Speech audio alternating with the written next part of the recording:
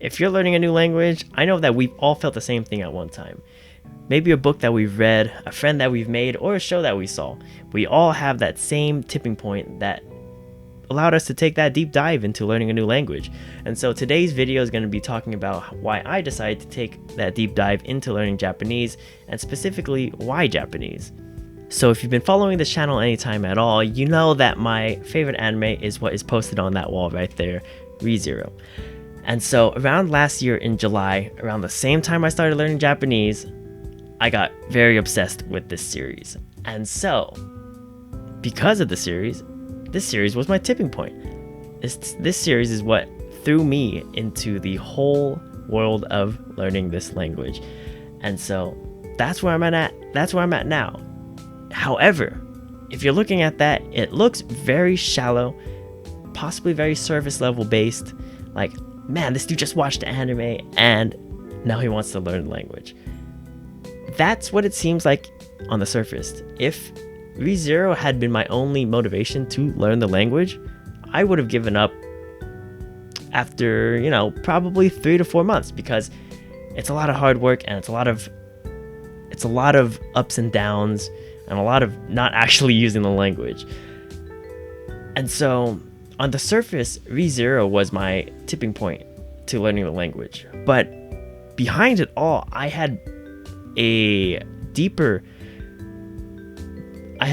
connection with the language, so to speak. Around a couple years back, I had transitioned into listening to a lot of Japanese music, J-pop, J-rock. And so that culture of the music, that foundation, that language, the language has been with me longer than said tipping point, which was last year.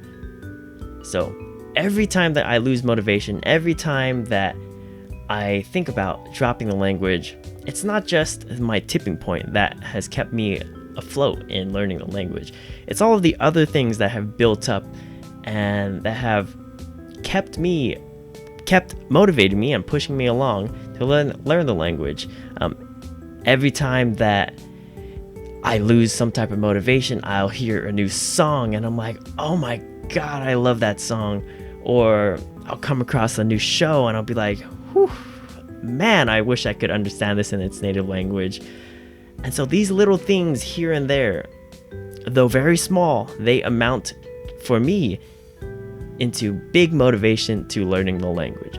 And so these little things, they all make me happy in the language. And I think that's one of the main motivating, or one of the main things that it's always good to keep account for learning a language. At least in my opinion, my happiness and my contentness, I think that's a word, in the language has kept me going. And so I do my best not to judge my level based on others. I know people have made it way farther than I have in 9 or so months, but right now with my level of Japanese, I'm fairly content with it, because I know it's just going to continue improving over the years that I am continuing the language. And so if I had just had ReZero as my motivation towards learning Japanese, I probably would have dropped it. But it's these little things that I find along the way, or these little things that have pushed me or that are building up, that kind of create this, I would say, this motivation bank, for me to keep pulling from and to keep my motivation up for learning a language. And so that's it. That's all I had for this video. I actually want to hear, if you went through this whole entire video, leave a comment down below. What is your turning point? Why are you learning a language, or why would you want to learn a language?